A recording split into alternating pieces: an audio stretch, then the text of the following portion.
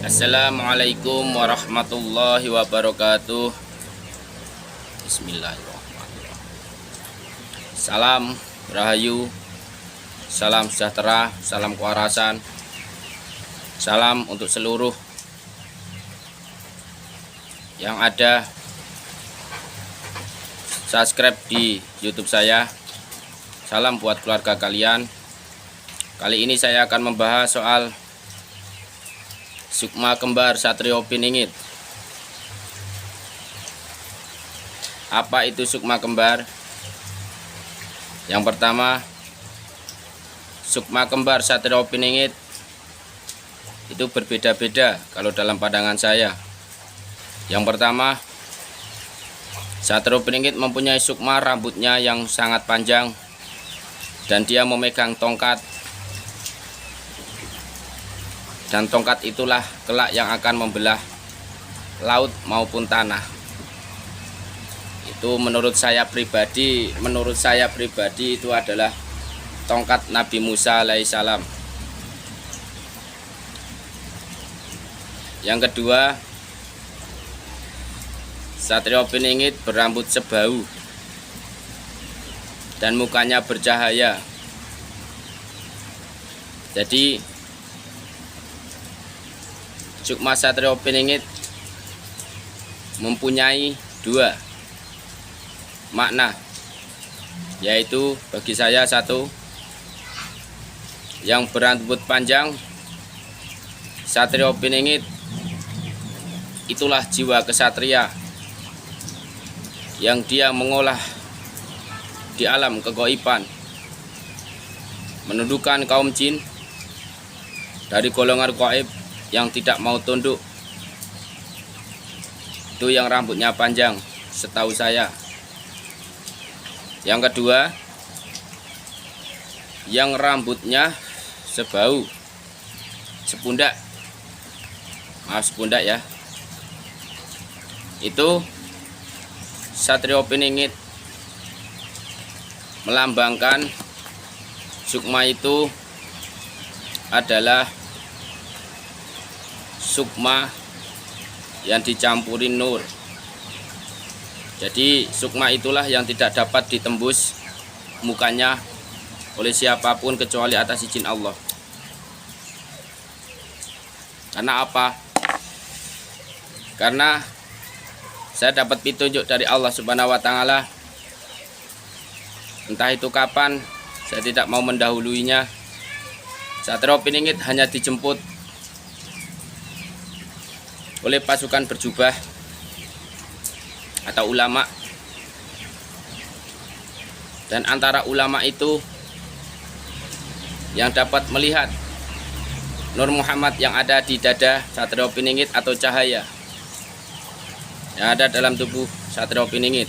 Itu kalau petunjuk saya. Ulama itu sekitar 300-an. Saya juga nggak ngitung, di zikir saya itu saya nggak ngitung berapa itu, tapi mobilnya banyak, Avanza Silver, kebanyakan Avanza mobilnya gitu. Jadi menurut saya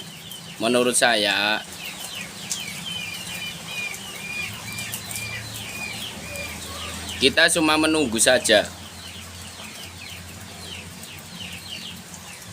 ikut kehendak Allah Subhanahu wa taala, mau memberi gimana rencananya. Jadi Satrio Piningit, saya akui pribadi saya, dia adalah utusan Allah Subhanahu wa taala. Karena apa? Karena Allah menunjukkan dari segi mukanya yang tidak dapat dipandang, cuma kelihatan rambut dan jasadnya saja, karena masih disimpan oleh Allah Subhanahu wa taala. Dan menurut saya, kapan Satrio Piningit keluar? Perjalanan Satrio Piningit kalau saya lihat, saya tidak tahu kapan terjadinya. Saya sendiri cuma waspodo. Kelak jika sepertiga Pulau Jawa, maaf, sepertiga Pulau Jawa menurut saya pribadi dalam pandangan batin saya, itu penuh dengan air, Mas. Bak tsunami. Dan nanti itulah Allah menunjukkan utusannya. Si satrio sejati, dia akan berjalan di atas air tanpa ada apa-apanya. Dia akan menolong orang-orang yang tenggelam. Karena apa? Karomah Satrio Piningit luar biasa. Dia mendapatkan karomah itu dari Allah Subhanahu wa Ta'ala langsung. Tidak dapat ditukar, tidak dapat dicetak, tidak dapat mengakui, tapi besok diakui oleh manusia, khususnya kaum mukmin. Itu dalam pandangan saya. Waktu itulah jangka yang tidak lama Satrio Piningit akan keluar. Makanya kalau di kitab Joyoboyo, Satrio Piningit diemong oleh Ki Semar, itu sudah jelas. Yang kedua, Satrio Piningit keluar diimbangi dengan goro-goro. Waktu itulah manusia akan melihat ada utusan Allah yang berdiri di atas air. Tapi saya kali ini, yang ini ucapan saya belum bisa membuktikan. Semoga saya panjang umur bisa menyaksikan itu. Entah itu siapa, kan sekarang zamannya zaman canggih, ada HP, ada video kan. Nah, waktu itulah karomah Satrio Piningit ditunjukkan oleh Allah Subhanahu wa Ta'ala. Dan tidak lama dia akan keluar. Itu.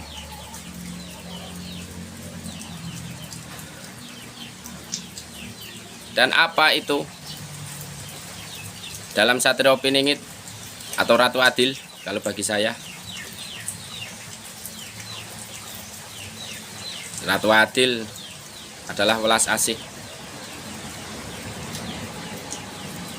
Hatinya seperti wanita, Satrio sang pemberani. Nah, itu yang bisa saya ucapkan. Dan saya pribadi dalam soal Satrio Piningit, saya cuma memberi pesan lah. Nyati ngomong, Mas. Saya memberi pesan, janganlah mengafirkan orang lain. Janganlah ngomong menyesatkan. Saya tidak berani, Mas. Karena itu hak masing-masing manusia. Karena apa? Dari pengalaman saya ada 2 tamu, Mas. Pas waktu itulah tamu, dia minta tolong. Dia sudah diinfus, Mas, 40 botol. Dia dibawa ke rumah. Lalu saya ngomong, karena saya ada petunjuk. Saya nggak berani, saya petunjuk saya, tamu saya itu kafir. Terus saya ngomong sama tamu saya, Pak, ya Mas, maaf Pak, ya Bapak sholat enggak ya? Jawabnya sana tidak pernah sholat dan tidak bisa sholat. Terus saya jawab, Bapak sering ke Mbah Dukun ya? Iya Mas, saya kalau setiap Selasa Kliwon ada yang meninggal, saya ambil beras kuningnya Mas, buat balapan doro atau burung dara, buat balapan burung dara. Itu kalau saya. Habis gitu apa Pak? Saya nggak mengafirkan orang itu. Saya nggak pernah mengafirkan orang lain. Apalagi ngomong sesat, saya nggak pernah. Nah, apa itu? Saya ngomong, Pak, iya, kalau Bapak penyakitnya sembuh, tolong sholat. Saya nggak bisa sholat, Pak. Udahlah, kalau maghrib 3 rakaat. Nanti apa berjalan minta tolong doanya sama istri Bapak lah. Yang penting Bapak niatnya sujud kepada Allah, takut kepada Allah. Iya Pak. Ya alhamdulillah Mas. Sekarang ibadahnya bagus. Masalah nggak bisa bacanya, saya nggak mau tahu. Dan dia suruh berusaha sendiri. Itu. Karena Mas, sejatinya manusia itu, kalau saya pribadi Rasulullah Shallallahu Alaihi Wasallam itu mengajarkan kepada kita,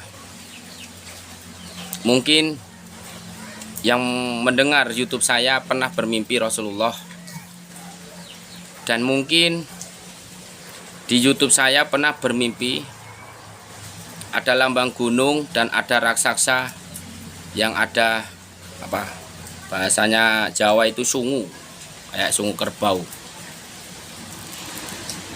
Nah, itu Mas. Apa saya setahu saya, karena saya itu dulu itu muridnya agak banyak, tapi berhubung nggak kuat pada keluar Mas.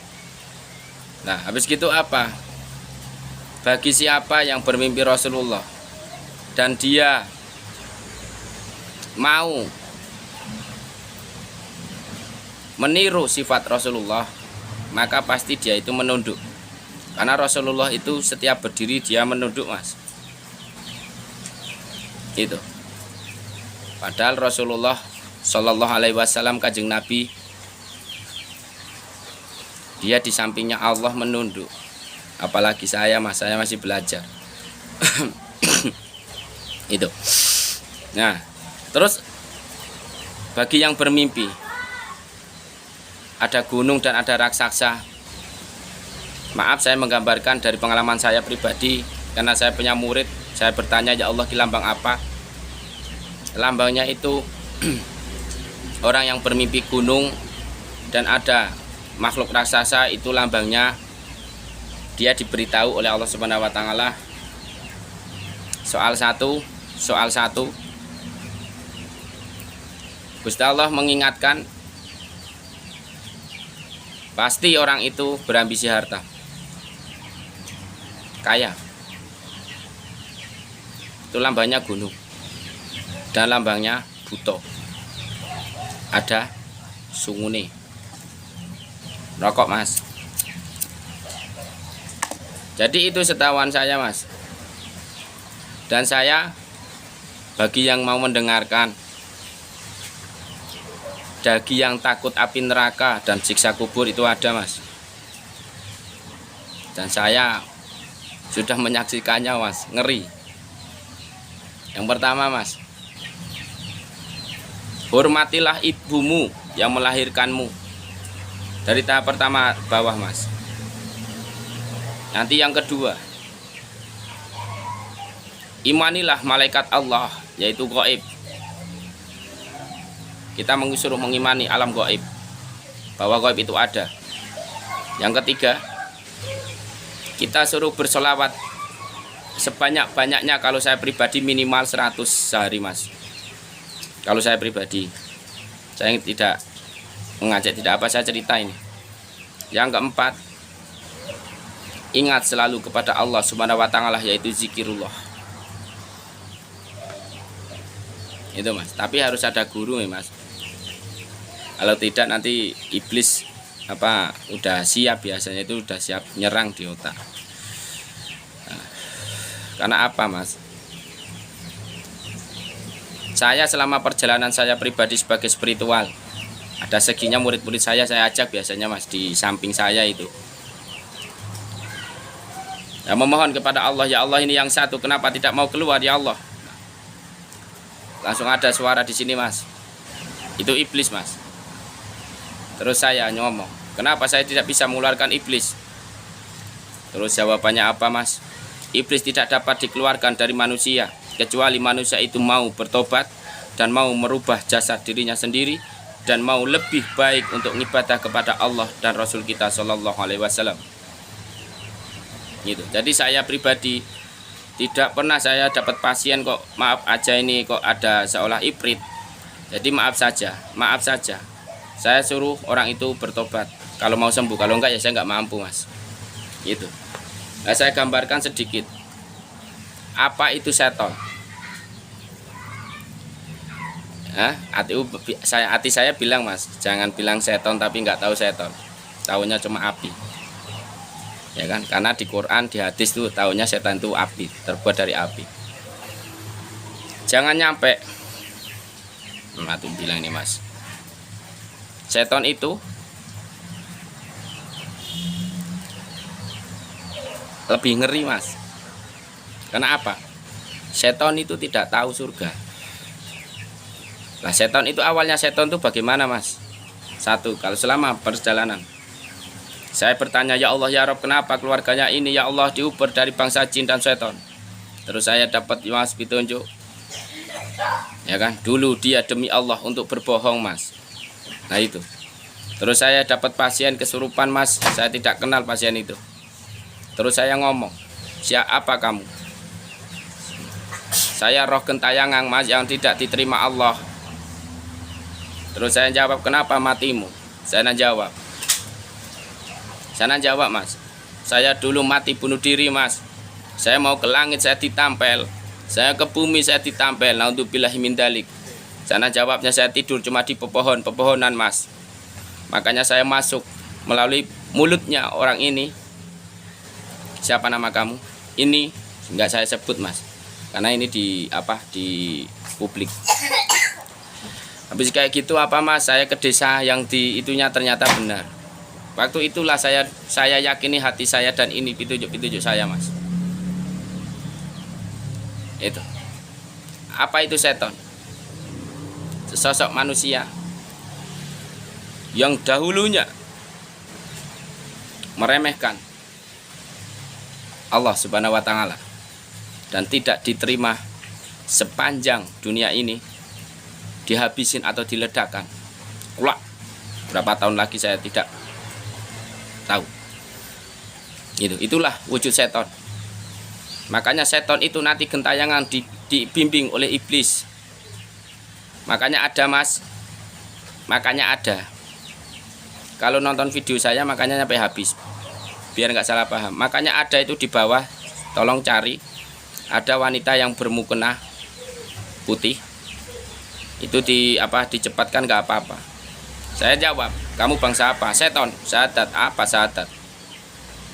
Biar masuk surga. Apa surga? Aku seton. Nah itu seton itu nggak kenal surga mas, karena dia udah dilaknat Allah Subhanahu wa Ta'ala. Naudzubillah. Gitu mas. Jadi pengalaman saya yang saya ceritakan itu seperti itu mas, dan itu ada buktinya semua. Maksudnya ada buktinya, itu ada orangnya, tamu-tamu saya. Dan yang komen saya itu dia dari pasien saya mas, bukan saya. Itu HP-nya banyak. Bagian dari komen saya itu tamu saya. Yang kedua ada 1-2 itu murid-murid saya.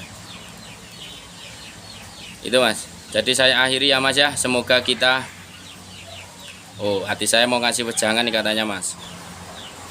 Sholli wa salim iman ala mata, sholli wa salim iman ala mata, wal ali wal asati man qad wahada, wasawal ali wal asati man qad wahada. Ini hati saya nyuara mas.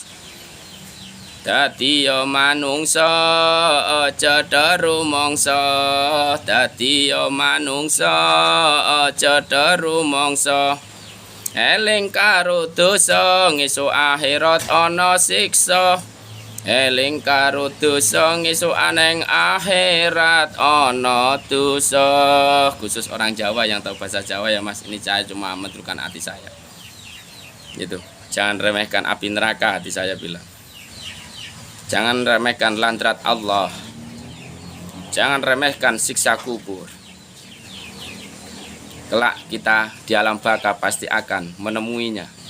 Salam sehat, salam sejahtera, salam seduluran dari saya. Dan bagi yang mau saya kontak, silakan di komen saya itu ninggalin nomor mas. Nanti saya tulis, saya hapus di komen saya, terus saya telepon. Ada keluhan apa, kalau masih bisa jarak jauh, namanya siapa, ya insya Allah saya bantu. Cukup ya mas. Assalamualaikum warahmatullahi wabarakatuh. Semoga kita dilindungi dan diberi rahmat Allah Subhanahu wa Ta'ala. Amin amin ya rabbal alamin.